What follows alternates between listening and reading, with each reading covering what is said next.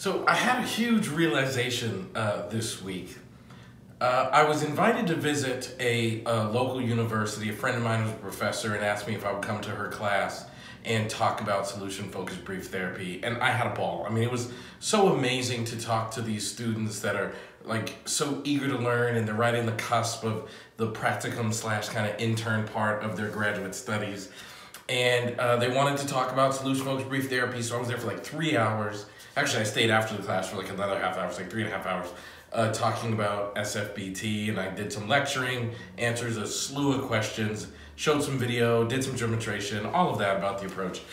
But I had a realization talking to one of the students. So one of the students, as soon as I walked in, said that she didn't like solution-focused brief therapy, and she explained why, and talked about all the other approaches that she does like and why. And that's cool. Like, it's not my motivation to convert the whole field. I'm not trying to do that. What I really want to do is dispel the myths and show people what SFBT is and how powerful it is and what it really, really is. SFBT is a very special, eloquent way of doing therapy, and a lot of people believe a lot of kind of misconceptions about it. So I did that, and by the end of the class, this woman was very interested now in doing solution-focused work and stayed after class for like a half an hour talking to me about how to continue her training. And then it dawned on me, I realized why continued training in SFBT is so important. And I've always believed it was important, but kind of two things stood out to me about why it's so important. Number one, solution-focused brief therapy is a linguistic skill. It's a craft. Kind of like if you learn Spanish, if you don't speak the Spanish for a long period of time, you'll start to lose your fluency. Solution-focused brief therapy is like a linguistic skill, and you have to keep honing it, keep working at it to keep your fluency up. And the other thing I realized is when we're in school, I mean, I'm talking to these students about what they're doing. When you're in school, we study problems and assessment. I remember when I was in school, I had to read the Diagnostic Statistical Manual, the DSM, in 2 different classes, cover to cover. And that book is all about symptoms and assessment and diagnosis.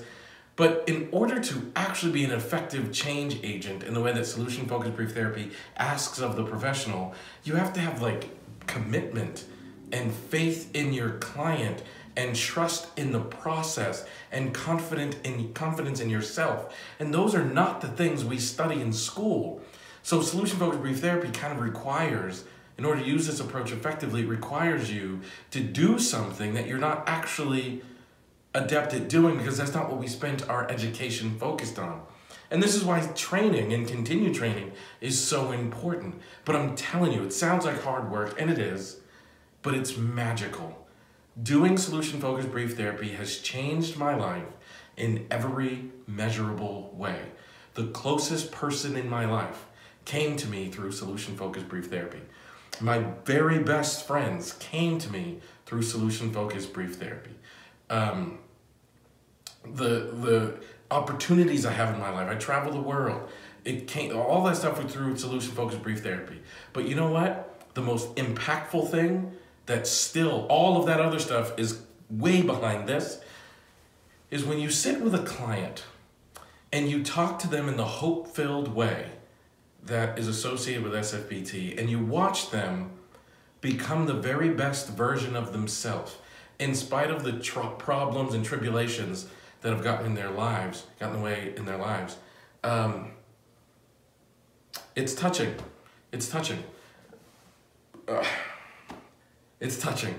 I had 3 clients this morning, and one of them in particular, it's, teenager, her and her family came to therapy, really, really about to give up on this young lady. And we saw them 3 weeks ago, came in again today, and everything is completely turned around. And to be honest with you, we didn't have to talk about the problem. She didn't have to go to that hurtful place. She just had to remember who she was in her core. And the family had to remember to talk to her like she was capable of being who she was in her core. And now they're telling me that it's the best thing to have been in their house in 10 years. That is what motivates me to teach and talk about solution-focused brief therapy, because that is touching. And I want everybody to have access to that feeling and that emotion and that thing that happens when you talk to people from a hopeful place.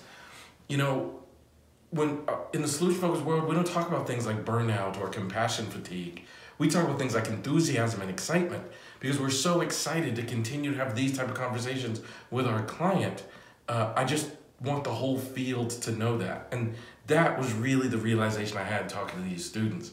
And so I hope you guys experience that too when you watch the videos that I show you, when you watch videos on my YouTube channel or on my blog page, whenever you interact with anything I do, I hope you get that.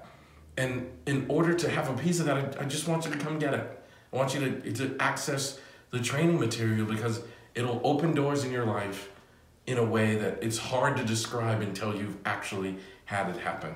So thank you for watching this video. Please leave a comment, give me a like, give me a share, help me spread the word. If you're watching this video in any other place other than my website, head on over to elliottconnie.com, 2 L's, 2 T's.